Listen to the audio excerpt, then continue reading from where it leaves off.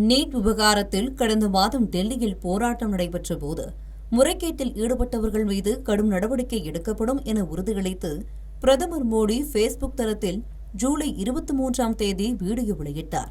அந்த வீடியோவுக்கு இளைஞர்கள் மத்தியில் நல்ல வரவேற்பு கிடைத்த நிலையில் அது திடீரென நீக்கப்பட்டது சர்ச்சையை ஏற்படுத்தியது. தொழில்நுட்ப கோளாறு காரணமாக நீக்கப்பட்டதாக மெட்டா நிறுவனம் விளக்கமளித்த நிலையில் பிரதமர் வெளியிட்ட வீடியோ மீட்கப்பட்டது. ஆனால் பிரதமரின் வீடியோவை மெட்டா நிறுவனமே தன்னிச்சையாக நீக்கியது தெரியவந்தது. இதையடுத்து பிரதமர் மோடியின் ஃபேஸ்புக் வீடியோ தற்காலிகமாக நீக்கப்பட்டது தொடர்பாக மெட்டா நிறுவனத்தின் தலைமை செயல் அலுவலர் மார்க் ஜூக்கர்பெர்க் 3 நாட்களுக்குள் மன்னிப்பு கேட்காவிட்டால் அந்நிறுவனத்திற்கு வழங்கப்பட்டுள்ள சட்ட பாதுகாப்பு ரத்து செய்யப்படும் என்று நாடாளுமன்ற தகவல் தொடர்பு குழுவின் தலைவர் நிஷிகாந்த் துபே கடந்த 3ஆம் தேதி எச்சரித்தார். இது மெட்டா நிறுவனத்திற்கு கடும் அதிர்ச்சியை ஏற்படுத்தியது. ஏனெனில் இந்திய தகவல் தொழில்நுட்ப சட்டத்தின் 79வது பிரிவின் கீழ் ஃபேஸ்புக் உள்ளிட்ட சமூக ஊடகங்களுக்கு வழங்கப்படும் சட்ட பாதுகாப்பு என்பது மிகவும் முக்கியத்துவம் வாய்ந்ததாகும்.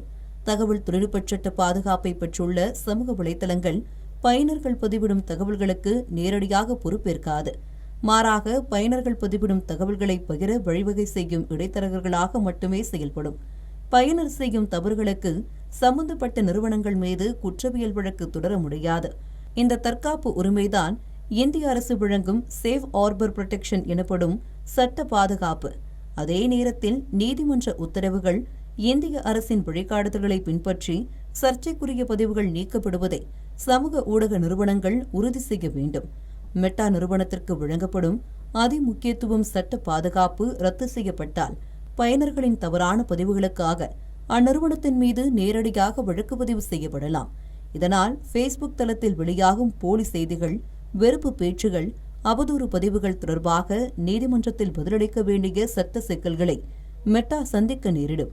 இந்த சூழலில் பிரதமரின் வீடியோவை மெட்டா நிறுவனம் தன்னிச்சையாக நீக்கியதன் மூலம் நடுநிலையான இடைத்தரகராக செயல்படாமல் தானே ஒரு வெளியீட்டாளரைப் போல உரிமையெடுத்து செயல்பட்டுள்ளதாக நாடாளுமன்ற குழு குற்றம் சாட்டியது.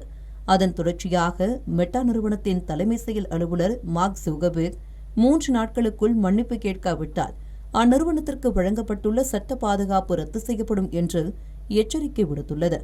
இதனிடையே மெட்டாவின் தலைமை சர்வதேச விவகாரங்கள் அதிகாரி ஜோயல் கப்லான் உள்ளிட்டோர் அடங்கிய குழுவினர் மத்திய தகவல் தொழில்நுட்பத்துறை செயலர் எஸ். கிருஷ்ணனை சந்தித்து பிரதமரின் வீடியோ தற்காலிகமாக நீக்கப்பட்டது குறித்து விளக்கமளித்தனர். மேலும் குழந்தைகள் மீதான பாலியல் வன்கொடுமை, ஏஐ போலி வீடியோக்கள் போன்ற உள்ளடக்கங்களுக்காக மன்னிப்பு கோரினர்.